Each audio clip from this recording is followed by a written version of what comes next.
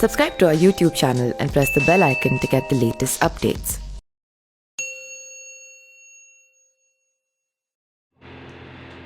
नमस्कार, मैं पिंटू सिंह यादव आप सभी का स्वागत करते हैं न्यूज़ लाइव में। दोस्तों 2022 में सूबे के सबसे बड़े राज्य यानी कि उत्तर प्रदेश में विधानसभा का चुनाव होने वाला है और अभी से उत्तर प्रदेश चुनाव को लेकर माहौल बनना शुरू हो गया है। एक नेता अपने दूसरे पार्टी के नेताओं को लगातार लताड़ते नजर आ रहे हैं, तो कई सारी ऐसी राजनीतिक घटनाएं भी घट रही है जिसको लेकर सियासत के गलियारों में हड़कंप मचा हुआ है और सबकी नज़र आने वाले 2022 के उत्तर प्रदेश के विधानसभा चुनाव में है। बात करें तो जिस तरीके से योगी आदित्यनाथ यानी कि जो उत्तर प्रदेश के मुख्यमंत्री हैं वो दिल्ली आए हुए थे और दिल्ली आने के बाद प्रधानमंत्री नरेंद्र मोदी से, गृह मंत्री अमित शाह से और बीजेपी के राष्ट्रीय अध्यक्ष जेपी नड्डा से मुलाकात की थी। उसके बाद से सियासी गलियारों में ये चर्चा हो रही थी कि योगी आदित्यनाथ को कुर्सी से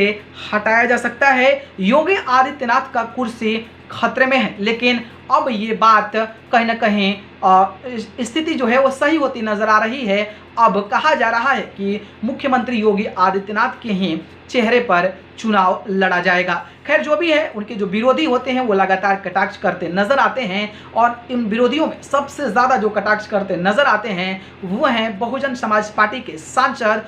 गाजीपुर के सांसद अफजाल अंसारी, जो कि मुख्तार अंसारी के बड़े भाई हैं और जिस तरीके से योगी सरकार को लताड़ते हैं, जिस तरीके से योगी आदित्यनाथ पर कटाक्ष करते हैं, उसके बाद से उन्हें लोग काफ़ी ज़्यादा सपोर्ट भी करते नजर आते हैं। बात करें तो इन्हीं सब मामलों को लेकर जब अफजाल अंसारी से योगी आदित्यनाथ को लेकर पूछा गया तो उन्होंने, अफजाल अंसारी ने योगी आदित्यनाथ को लेकर ऐसी बातें बोल दी जिसके बाद से उनके वीडियो सोशल मीडिया पर वायरल हो गई। जब ये बात पूछा गया कि क्या 2022 में योगी आदित्यनाथ ही चेहरा होंगे, क्या योगी आदित्यनाथ के ही चेहरे पर चुनाव लड़ा जाएगा, तो इसके जवाब में जो अफजाल अंसारी हैं उन्होंने खूबसूरत जवाब दिया था। उन्होंने कहा कि देखिए 2014 से पहले योगी आदित्यनाथ को कोई भी नहीं जानता था और 2014 में जब लोकसभा का चुनाव था तो उस समय भारतीय जनता पार्टी को 80 सीटों में से एक सीट योगी आदित्यनाथ को भी दी गई थी, जिसमें कि वो गोरखपुर के सांसद के रूप में केंद्र में यानी कि भारत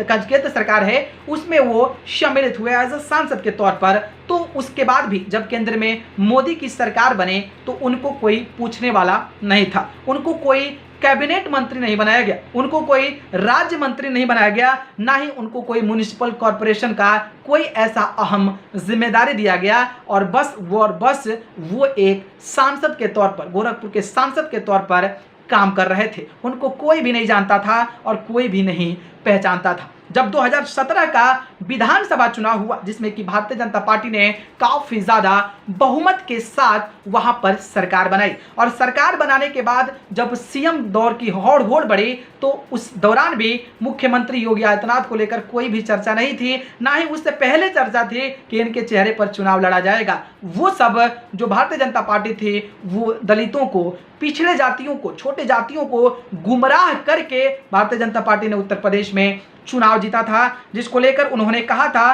कि केशव प्रसाद मौर्य जो कि एक पिछड़े जाति से आते हैं उनको एक एजेंडा बनाकर चुनाव लड़ा गया। इसके बाद से बात करें तो अनुप्रिया पटेल जो हैं वो अपना दल को लेकर जिस तरीके से वो सामने आई थी। इसके बाद बात करें तो ओम प्रकाश राजभर, ऐसे कई सारे दलित पिछड़े को नेताओं को लेकर, जो बैकवर्ड क्लासेस के नेता हैं उनको लेकर भारतीय जनता पार्टी ने उनके चेहरे पर चुनाव लड़ा और चुनाव के बाद कयास लगाया जा रहा था कि पिछड़ों का उत्तर प्रदेश में मुख्यमंत्री होगा, लेकिन ऐसा नहीं हुआ और उन पिछड़े जातियों को झुंझुना थमा दिया गया और योगी आदित्यनाथ को उत्तर प्रदेश का मुख्यमंत्री बना दिया गया, जिनको कोई जानता तक नहीं था, जिनके चेहरे पर कोई चुनाव नहीं लड़ा गया और जो व्यक्ति का सीएम पद के लिए कहीं भी चर्चा नहीं थी उस व्यक्ति को सीएम बना दिया गया। लेकिन जिस तरीके से वो सीएम बने, देश में रोजगार की जो व्यवस्था है वो काफ़ी ज़्यादा चरमरा गई, जिस तरीके से महंगाई है वो काफ़ी ज़्यादा बढ़ गई, जिस तरीके से फर्जी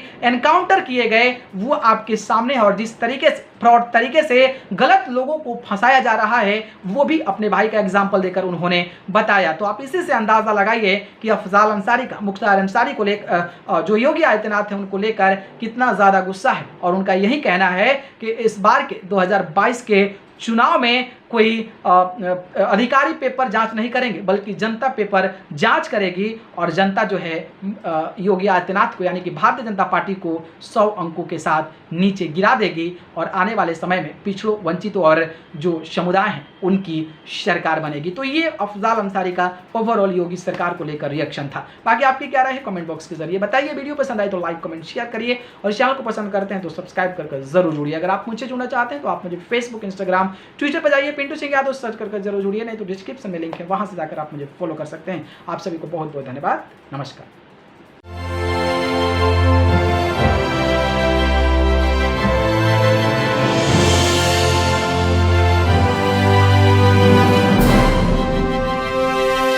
Subscribe to our YouTube channel and press the bell icon to get the latest updates.